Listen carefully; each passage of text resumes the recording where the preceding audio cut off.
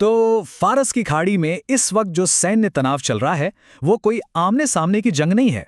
ये एक छद्म युद्ध है, एक शैडो वॉर जो अत्याधुनिक तकनीक और बड़ी चालाक रणनीतियों से लड़ी जा रही है। और यहाँ हर एक चाल के नतीजे पूरी दुनिया पर असर डालते हैं। अच्छा, कभी सोचा है कि एक सुपर पावर जैसे कि अमेरिका समंदर के रास्ते अपनी हजारों सैनिकों की फौज को दुश्मन के तट पर कैसे उतारती है? इसी सवाल के जवाब में छिपा है अमेरिकी नौसेना का वो सबसे ताकतवर हथियार जो इस पूरे संघर्ष के बिल्कुल केंद्र में है। तो आज के इस विश्लेषण में हम कहां से शुरू करेंगे? सबसे पहले अमेरिका के तैरते हुए किलों की बात करेंगे, फिर देखेंगे कि ईरान इसका जवाब अपनी चालाकी से कैसे दे रहा है। इसके बाद हम इस पूरी ग्लोबल चेस बोर्ड को समझेंगे और जानेंगे कि असली निशाना कौन है। और आखिर में हम इस सवाल पर रुकेंगे कि क्या ये एक ऐसी जंग है जिसे कोई जीत ही नहीं सकता। तो चलिए सबसे पहले मिलते हैं अमेरिकी ताकत के सबसे बड़े प्रतीक से। ये हैं विशालकाय एम्फिबियस असॉल्ट शिप जैसे कि यूएसएस वॉस्प और यूएसएस त्रिपोली। इनको सिर्फ जहाज समझने की गलती मत कीजिएगा, ये समंदर पर तैरते हुए पूरे के पूरे मिलिट्री बेस हैं। जरा सोचिए, ये एक तैरता हुआ शहर है जिसे सिर्फ जंग के लिए बनाया गया है। इसके ऊपरी डेक पर लड़ाकू जेट और हेलीकॉप्टर तैयार रहते हैं और अंदर हजारों सैनिक, टैंक और बख्तरबंद गाड़ियां किसी भी वक्त किसी भी दुश्मन के तट पर उतरने के लिए तैयार। अब जरा इनकी ताकत का अंदाजा लगाइए। एक अकेला जहाज अपने अंदर 5000 मरीन कमांडोज को ले जा सकता है, उनके टैंक और ट्रकों के साथ। और हवा में सपोर्ट के लिए सबसे एडवांस्ड F-35B फाइटर जेट्स जो बिना रनवे के सीधे ऊपर उड़ सकते हैं, और वाइपर और वेनम जैसे अटैक हेलीकॉप्टर्स जो जमीन पर लड़ रहे सैनिकों को कवर देते हैं। लेकिन इतनी बड़ी ताकत को बचाना भी तो पड़ता है ना? और इसके लिए इन जहाज़ों पर एक ऑटोमेटिक सुरक्षा कवच होता है। दूर से कोई खतरा आए तो उसके लिए हैं सी स्पैरो मिसाइलें, थोड़ा और पास आए तो रैम मिसाइलें, और अगर दुश्मन बिल्कुल सिर पर आ जाए तो है फैलिंग्स CIWS गन जो 1 मिनट में 6000 गोलियां दागकर गोलियों की एक दीवार खड़ी कर देती है। अब कहानी का दूसरा पहलू देखते हैं। जब सामने इतनी बड़ी और ताकतवर सेना हो तो क्या किया जाए? ईरान सीधी लड़ाई से बचता है। वो एक क्लासिक असम्मित युद्ध लड़ रहा है जिसके दिल में है उनका मॉस्किटो फ्लीट, यानी कि मच्छरों का झुंड। यहां पर दोनों की सोच में जमीन आसमान का फर्क है। एक तरफ अमेरिका के बड़े, महंगे और कॉम्प्लेक्स जहाज और दूसरी तरफ ईरान की सैकड़ों छोटी, तेज नावें और सस्ते ड्रोन्स। ये बिल्कुल ताकत बनाम चालाकी की लड़ाई है। ईरान ने अपना इरादा बिल्कुल साफ कर दिया है। उनका संदेश सीधा है, वेलकम टू हेल।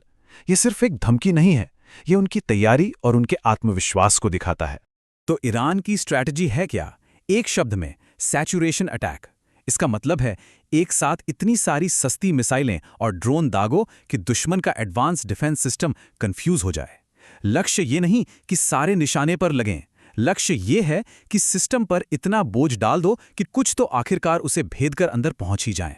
ईरान का एक और तुरुप का इक्का है हीट सीकिंग मिसाइल। ये वो हथियार है जो किसी भी जहाज के इंजन से निकलने वाली गर्मी का पीछा करता है। आप रडार से तो शायद छिप जाएं, लेकिन अपने इंजन की गर्मी से कहां छिपेंगे? और ईरान इसी कमजोरी का फायदा उठा रहा है। अब जाहिर है इससे बचने के भी तरीके हैं। पायलट इस्तेमाल करते हैं फ्लेयर्स का, जो कि आग के छोटे छोटे गोले होते हैं और इंजन से भी ज्यादा गर्म जलते हैं ताकि मिसाइल का ध्यान भटक जाए। लेकिन ईरान की नई मिसाइलें इतनी स्मार्ट हैं कि वो फ्लेयर और असली जहाज के साइज में फर्क कर लेती हैं, और इसी टेक्नोलॉजी से उन्होंने अमेरिका के F-15 जैसे जेट को भी गिराया है। अब इस तस्वीर को थोड़ा और बड़ा करते हैं, क्योंकि ये लड़ाई सिर्फ अमेरिका और ईरान के बीच की नहीं है। ये एक ग्लोबल चेस बोर्ड है जिस पर कई और बड़े खिलाड़ी भी अपनी अपनी चालें चल रहे हैं। देखिए, यहाँ पर पूरी दुनिया बटी हुई है। एक तरफ अमेरिका के साथ इजराइल, सऊदी अरब और नेटो देश हैं, तो दूसरी तरफ ईरान को रूस और चीन से जबरदस्त सपोर्ट मिल रहा है। और ये सपोर्ट सिर्फ हथियारों का नहीं है, बल्कि सटीक निशाना लगाने के लिए सैटेलाइट डेटा का भी है। लेकिन ये सब हो क्यों रहा है? वजह है पैसा और तेल। ये जो हॉर्मुज़ जल डमरू मध्य है ना, ये दुनिया की सबसे जरूरी समुद्री शाहराह है। दुनिया का करीब करीब 20 से 25% तेल यहीं से गुजरता है। अगर ईरान इसे बंद कर दे तो पूरी दुनिया की अर्थव्यवस्था घुटनों पर आ सकती है। तो ईरान इस लड़ाई में अकेला बिल्कुल नहीं है। रूस और चीन उसे कैस्पियन सागर के रास्ते से लगातार हथियार और खुफिया जानकारी दे रहे हैं, जिससे ईरान की मिसाइलें पहले से कहीं ज्यादा सटीक हो गई हैं। ऊपर से यमन में हूती विद्रोही एक और अहम समुद्री रास्ते को बंद करने की धमकी दे रहे हैं, जिससे ग्लोबल ट्रेड पर दबाव और भी बढ़ गया है। और अब ये जंग सिर्फ फौजी अड्डों तक ही नहीं रह गई है, इसका दायरा बहुत बढ़ चुका है।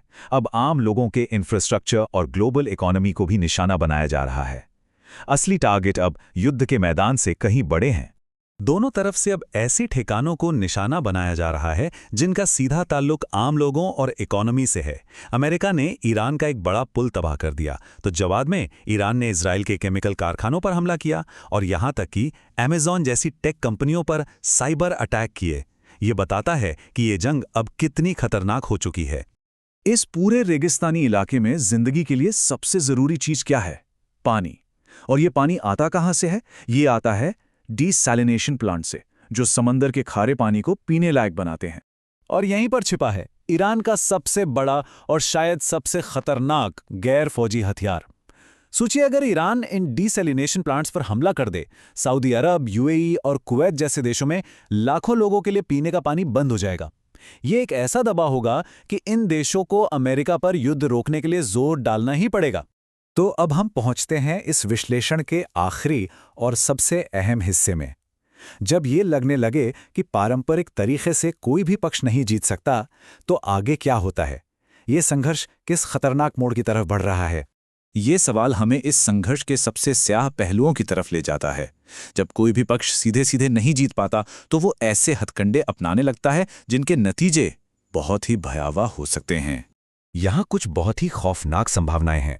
ईरान हार की कगार पर पहुंचकर डर्टी बम बना सकता है, जो रेडियो एक्टिव जहर फैलाता है।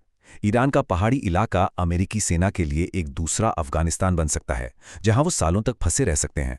और सबसे डरावनी बात, अगर ये जंग बिना किसी नतीजे के खत्म हुई, तो ईरान रूस और चीन की मदद से सिर्फ 6 महीने के अंदर परमाणु बम बना सकता है। तो आखिर में ये एक सवाल बचता है, इस ताकत के खेल में, इस शतरंज की बिसात पर जब ये बड़े बड़े दिग्गज टकराते हैं, तो इसकी असली कीमत कौन चुकाता है? जवाब है आम लोग, वैश्विक अर्थव्यवस्था और पूरी दुनिया की शांति, जो इस टकराव के बीच पिस रही है।